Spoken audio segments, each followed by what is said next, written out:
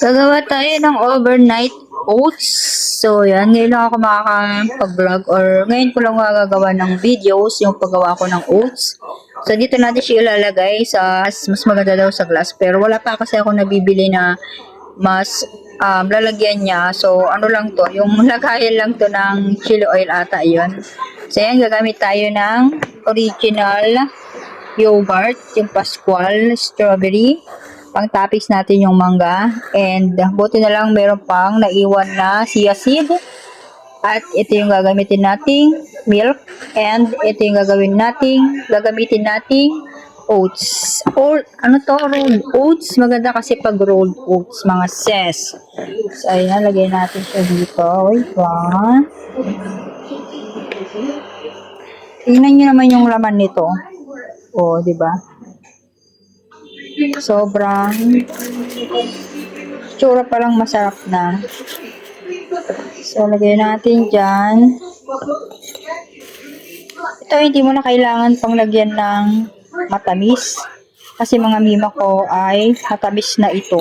Hindi mo na siya kailangan pang lagyan ng pampalasa. Kasi malasa na yan. Mura lang yan mga sis. Wait lang, hindi nyo makita eh.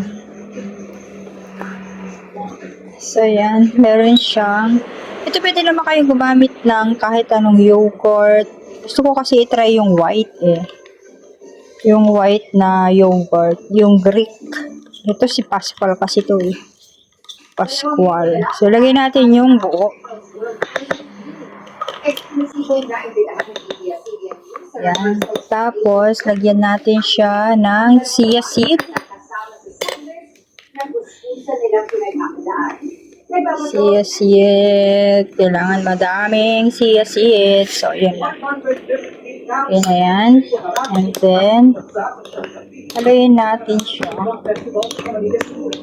O, diba? Dito ka, para makita ka.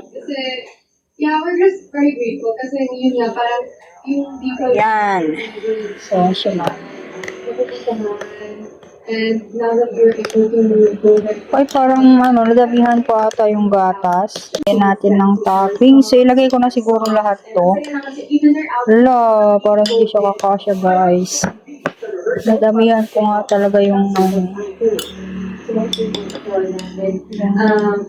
ay, hindi pwede. Kailangan natin siya nilagay lahat. Sayang.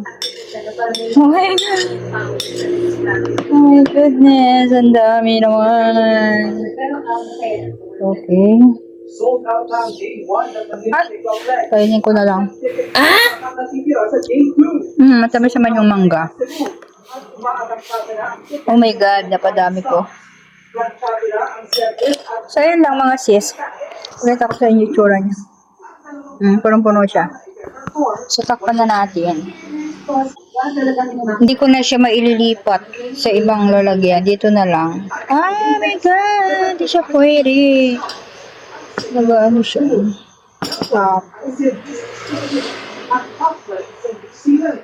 So, ganyan yung itsura niya. Oh.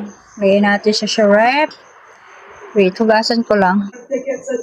So, lagyan natin siya sa rep. Yan, mag-overnight siya dyan, mga sis. Ay, wait lang.